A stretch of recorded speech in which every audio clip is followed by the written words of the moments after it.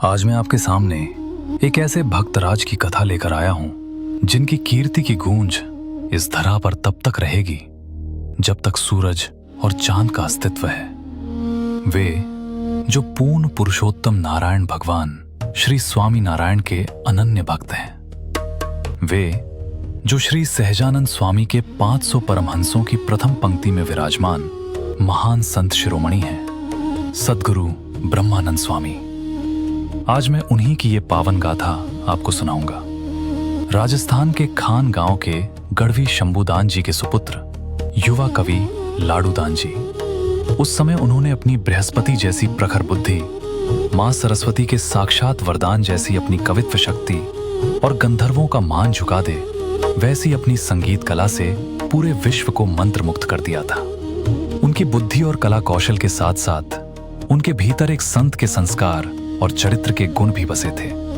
हालांकि लाडूदान जी स्वयं इस बात से अनभिज्ञ थे, लेकिन जो सब कुछ जानते हैं उन पर ब्रह्म परमात्मा ने इस युवा कविराज को अपनी ओर खींचने के लिए एक ऐसे दिव्य प्रसंग का निर्माण किया जिससे हमें लाडूदान जी की वास्तविक महानता का परिचय मिलता है। उसी चमत्कारिक घटना ने लाडूदान जी को मात्र एक कुशल कलाकार से एक महापुरुष बना दिया। अपनी शिक्षा पूरी कर और कई राज रजवाड़ों को अपनी कला से जीतने के बाद लाडूदान जी सौराष्ट्र में भावनगर नरेश महाराजा वज़े सिंह बापू के दरबार में पहुंचते हैं और यहीं से हमारी इस अमर कथा का आरंभ होता है।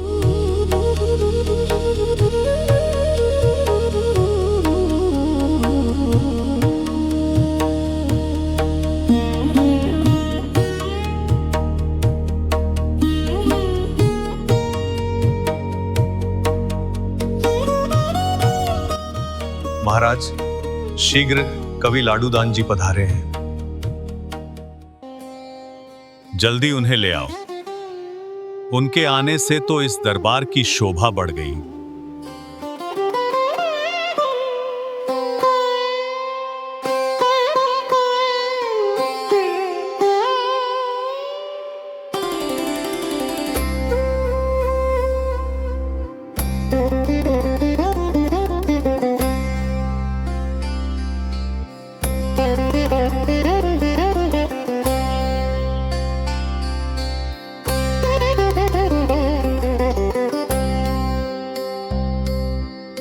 आइए लाडूदान जी, आइए।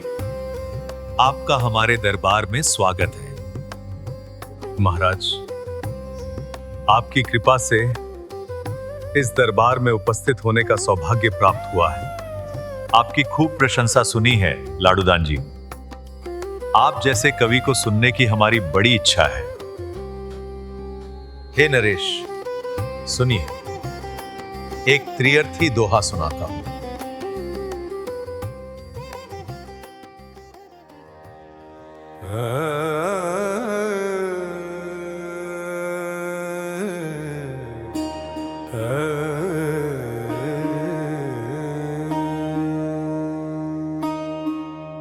चरण धरत चिंता करत,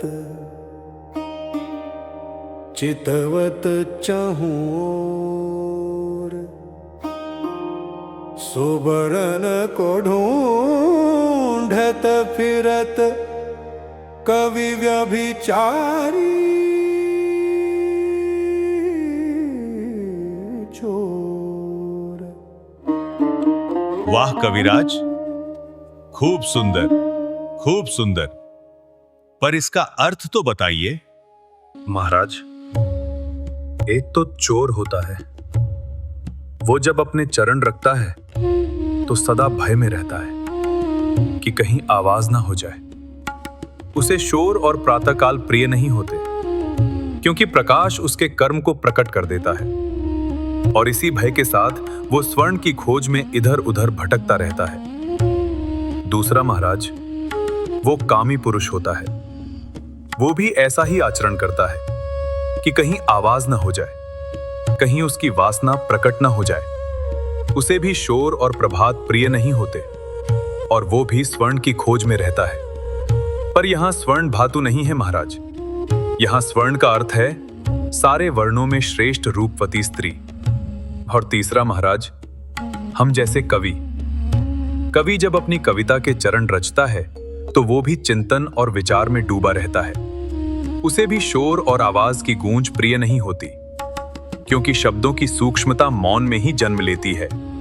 सूर्योदय के पश्चात संसार की जो झंझट और चहल पहल होती है वो भी कवि के लिए अनुकूल नहीं होती, और वो भी महाराज स्वर्ण की खोज में ही रहता है।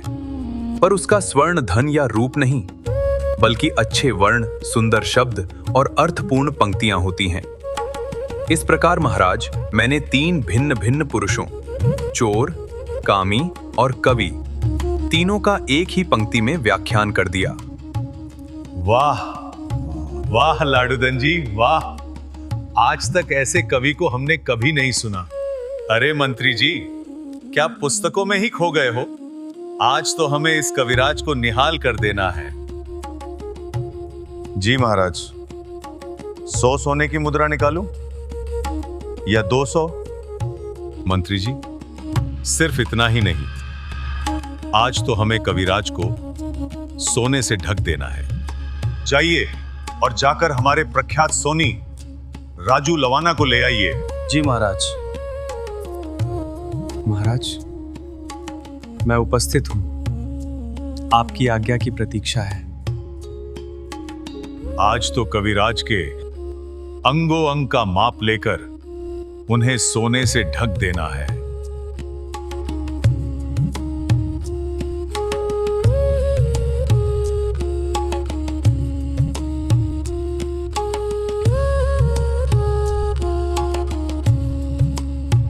ये तुम्हारे माथे पे इतना बड़ा कौन सा तिलक है? मैं भगवान स्वामीनारायण का शिष्य हूं। ये स्वामीनारायण कौन है? हर युग में प्रभु अवतार लेते हैं, और इस युग में तो स्वयं पुरुषोत्तम नारायण प्रकट हुए हैं, सर्व अवतार के अवतारी और सर्व कारण के कारण। कविराज, हमारे राज्य में अभी ये एक नया ढोंग चालू हुआ है। हमारे गडड़ा गांव में भगवान का अवतार हुआ है। कोई कह रहा है कि उसने भूत को वश किया है, कोई कह रहा है कि ये कोई जीवन मुक्त हैं, कोई कह रहा है कि ये तो स्वयं भगवान हैं। वैसे तो जो भी उनकी आंखों में एक बार देख लेता है वो उनके पीछे पागल हो जाता है, और उनके चेले निशानी के रूप में ये तिलक करते हैं। भगवान बन के पूजने वालों का तो पार ही नहीं है इस लोक में। आप राजा होकर ऐसे ढोंग कैसे चलने दे सकते हो? कविराज, हमारे राज्य में उनके अनुयायी कम नहीं हैं। राजा होने के नाते हमें संतुलन बनाए रखना पड़ता है। देखिए, उन सब ने तो मुझे उन स्वामी नारायण के दर्शन करने का निमंत्रण भी भेजा है, तो आप नहीं गए? अपनी मान मर्यादा छोड़कर ऐसे ही चले जाना हमें शोभा नहीं देता। क्या सत्य है और क्या नहीं, जब तक कोई असली पारखी जाकर जांच न कर ले, तब तक मैं इस विषय में कुछ नहीं कह सकता। राजन, आप कहें तो मैं उनकी खबर निकाल कर लाऊं, और यदि आज्ञा दें तो अपनी तीक्ष्ण परीक्षण शक्ति से उनकी सारी पोल खोल दूं। यदि आप ये भार उठाने को तैयार हो तो जाइए, सत्य जैसा हो वैसा ही सामने लाइए। जाइए जाइए कविराज, पर एक बात स्मरण रखिए, नमक की पुतली यदि सागर की गहराई नापने निकले तो उसका अस्तित्व ही गल जाएगा। वे कोई साधारण पुरुष नहीं है, वे भगवान हैं, भगवान।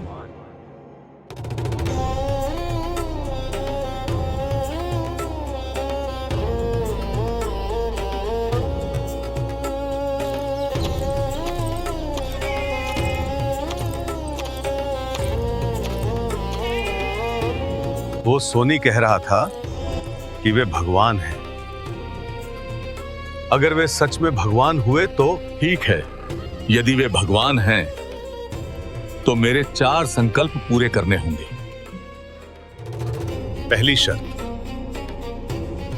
वे काले वस्त्रों पर श्रीमद् भागवत रखकर कथा कर रहे हैं। दूसरी शर्त, वे मुझे मेरे नाम से बुलाएं और मेरा पूरा वृत्तांत मुझे स्वयं सुना दें। तीसरी शर्त, वे स्वयं मुझे गुलाब का हार पहनाएं अपने हाथों से। और चौथी, सबसे महत्वपूर्ण शर्त, सामुद्रिक शास्त्र के अनुसार उनके बाएं चरण के तलवे में 7 और दाएं चरण में 9 दिव्य चिन्ह हो, कुल 16। यदि मेरे ये 4 संकल्प पूर्ण हुए तभी मैं स्वामी नारायण को भगवान मानूंगा।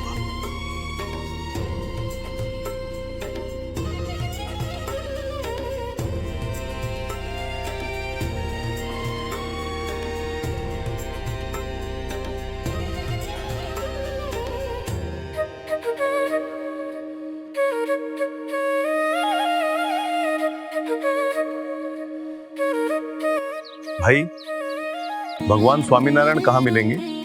दादा खाचर के दरबार में अभी प्रभु कथा कर रहे हैं, आप वहां जाइए।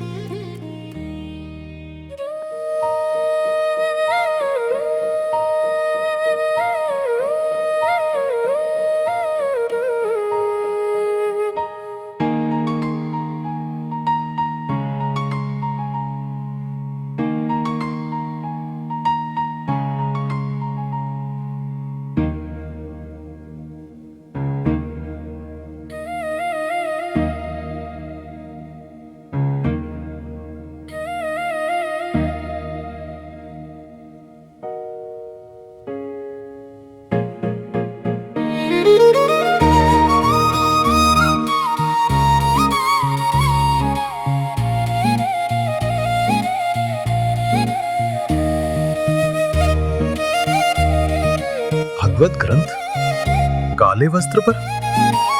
मेरा विचित्र संकल्प तो पूरा हुआ।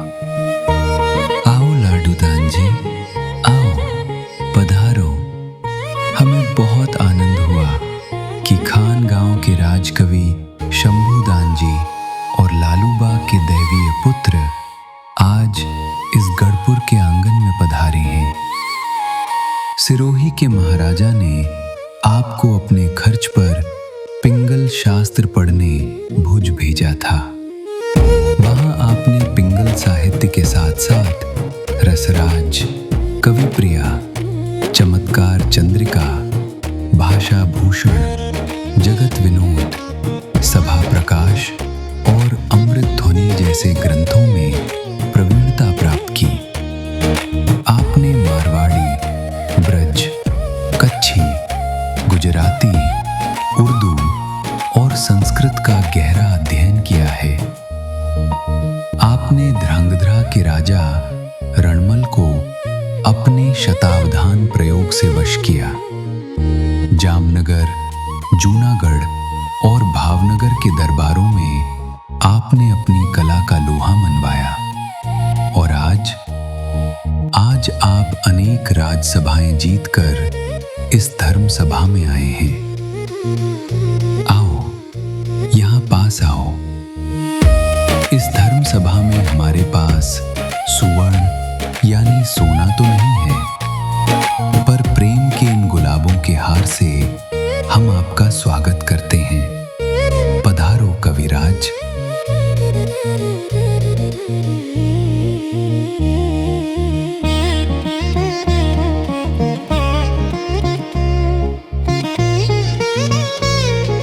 अरे, इन्होंने तो मेरा पूरा जीवन वृत्तांत सुना दिया। और ये गुलाब का हार, इस तपती गर्मी में गुलाब। मेरी सारी शर्तें एक एक कर पूर्ण हो रही हैं।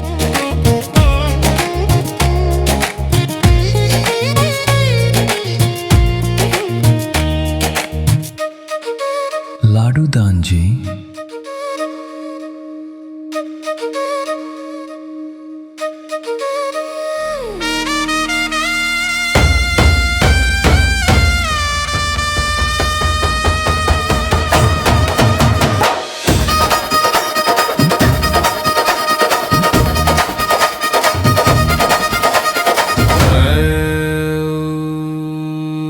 सर सर पर सधर अमर तर अनुसर कर कर वर धर मेल करे हरिहर सुर अवर अक्षर तिमन हर भर भर अति उर हरक बरे निरखत नर प्रवर कवर गण निर्जर निकर मुकुट शिर सवर नमे घन रवपट फरर घर पद घूघर रंग भर सुंदर श्याम रमे हे जननन झननन खनन पद झांझर गोम धनन गणनु नरणे धननन बजतंत ठनन ठमकार वननन सुर घणनु वर्णे त्रत्राति त्रणन धनन बजत्रा सा भ्रमण भ्रमर बत रमन भमे घन रवपट फर घर पद घूघर रंग भर सुंदर श्याम रमे रे जी रंग भर सुंदर श्याम रमे।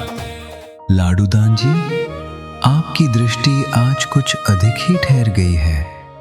क्या राजाओं और राजवाड़ियों के बीच हमारा ये साधारण सा सम्मान आपको कुछ तुच्छ प्रतीत हो रहा है? हे प्रभु, हे दयालु, मुझे क्षमा कीजिए। मैं अभागा आपकी परीक्षा लेने आया था, आपके पाखंड का खुलासा करने आया था, पर पाखंड तो आज मेरे ही अंतर का खुल गया। आपके ये 16 चिन्ह प्रकट करते हैं कि आप स्वयं भगवान हैं। मुझे क्षमा कीजिए प्रभु, क्षमा कीजिए। लाडूदान जी, अब सभा में विराजिए। नहीं महाराज, नहीं। अब तो मैं इस सभा में कैसे बैठूं? आपकी महिमा का आज मुझे साक्षात दर्शन हुआ है। आज स्वयं भगवान के दर्शन मुझे प्राप्त हुए हैं। ऐसी घड़ी, ऐसा दिन।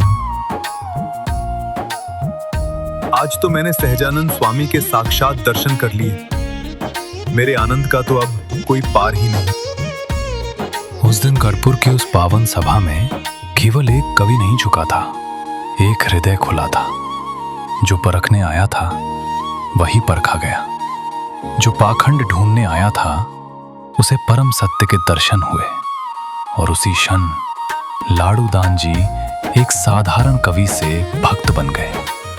कुछ समय पश्चात भगवान स्वामीनारायण ने ऐसा प्रसंग रचा कि जीवुबा और लाडूबा के माध्यम से उनके अंतःकरण में वैराग्य जागृत हुआ।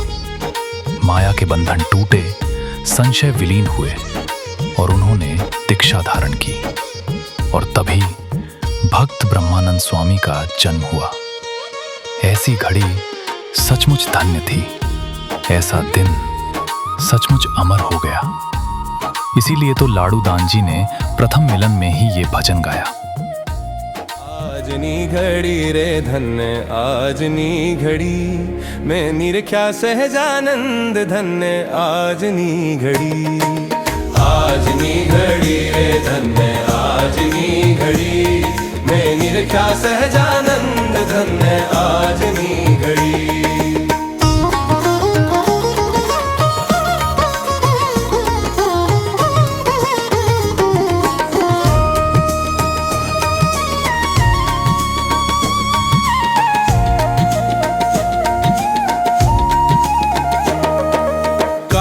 क्रोध ने लोभ विषय रस न शके नड़ी, काम क्रोध ने लोभ विषय रस न शके नड़ी। माव जीनी मूर्ति मारा हृदय मांग खड़ी रे, हृदय मांग खड़ी रे। माज जीनी मूर्ति मारा हृदय मां खड़ी रे, हृदय मांग खड़ी रे। आजनी घड़ी रे धन्य आजनी घड़ी, मैं निरख्या सहजानंद धन्य आजनी घड़ी।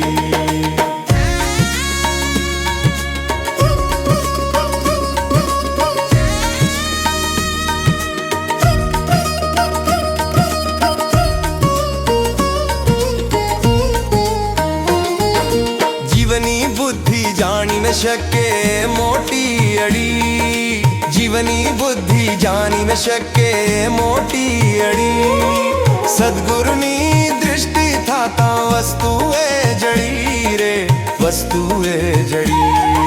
सद्गुरुनी दृष्टि थाता वस्तुए जड़ी रे, वस्तुए जड़ी। आजनी घड़ी रे धन्य आजनी घड़ी, मैं निरख्या सहजानंद धन्य आजनी घड़ी।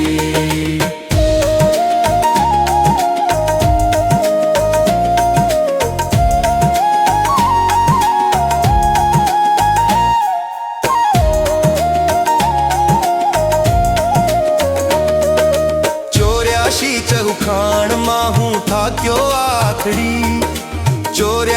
चहुखाण माहू था क्यों आखड़ी अंतर हर्षू एक तारे दुबधा दूर पड़ी रे दुबधा दूर पड़ी अंतर हर्षू एक तारे दुबधा दूर पड़ी रे दुबधा दूर पड़ी आज नी घड़ी रे धन्य आज नी घड़ी मैं निर्ज्ञा सहजानंद धन्य आज नी घड़ी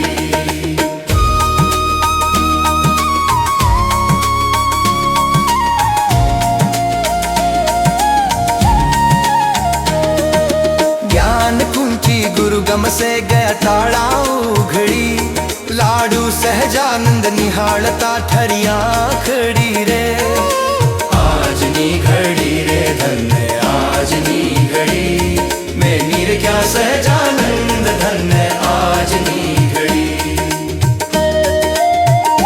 धन्य आज नी घड़ी मैं निर्ज्ञा सहजानंद धन्य आज नी घड़ी